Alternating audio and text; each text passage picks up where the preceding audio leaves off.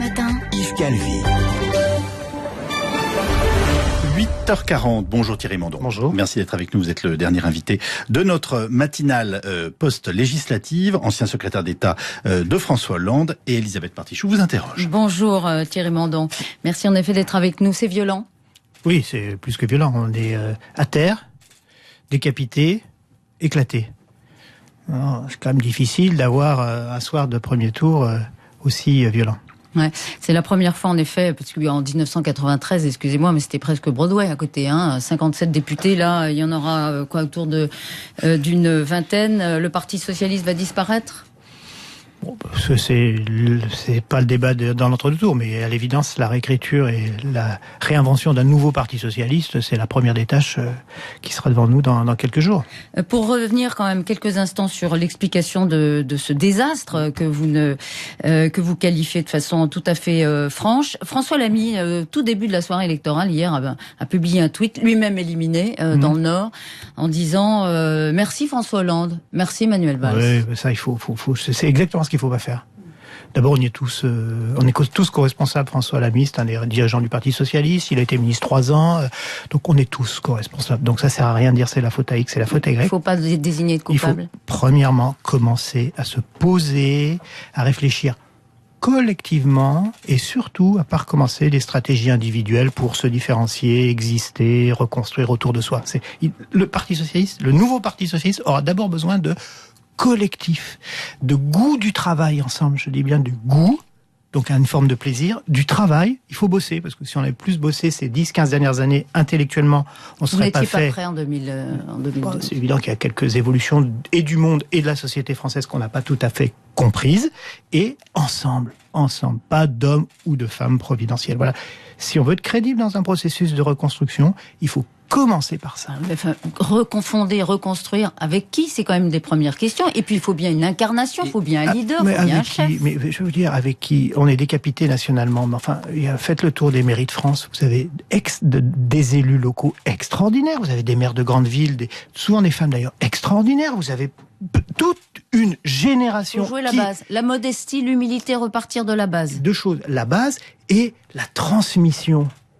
Il faut donner les clés à une nouvelle génération qui doit reconstruire. Il fallait une baffe pareille pour que vous puissiez nous dire ce matin, finalement, nous n'avons pas réfléchi et nous n'avons pas amené d'idées nouvelles depuis 10-15 ans. Bon, certains d'entre nous le disent plus ou moins fort, avec plus ou moins de succès depuis des années. Mais l'élément le plus nouveau, c'est pas le fait de travailler, de réfléchir, c'est d'abord de le faire ensemble.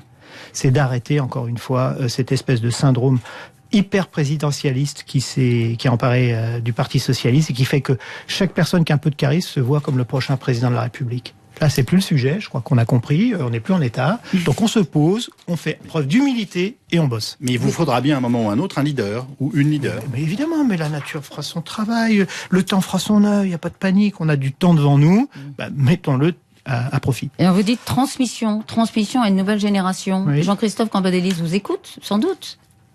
Il est le premier secrétaire aujourd'hui du Parti Socialiste. Il est l'homme de la situation? Je crois que c'est clair, transmission, ça veut dire ce que ça veut dire. Ça veut dire qu'on met en place un collectif d'une nouvelle génération de jeunes élus, de terrain, nationaux s'il y en a, éventuellement de responsables associatifs, et on leur dit, c'est vous qui désormais aurez le temps, la durée et la marge de responsabilité, mais pas à lui personnellement, à tous. Sauf que lui, il se voit très bien en refondateur du Parti Socialiste. Jean-Christophe Cambadélis, c'est un grand responsable politique, il a ses analyses, il comprend bien qu'il y a un petit problème. Il n'a pas besoin de regarder bien loin, il regarde dans sa circonscription pour le voir. Vous croyez qu'il a compris au point de se retirer? Invitez-le, vous verrez. En tout cas, je pense que selon un minimum de passer lucidité, la main, même le premier secrétaire du Parti Socialiste. Bien sûr. Un collectif d'une nouvelle génération. Je peux pas dire mieux les choses. Ils peuvent être accompagnés à temps.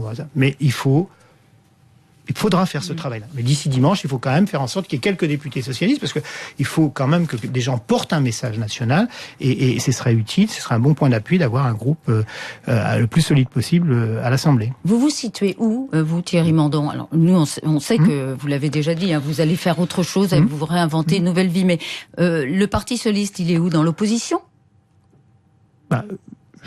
Oui. Bien sûr.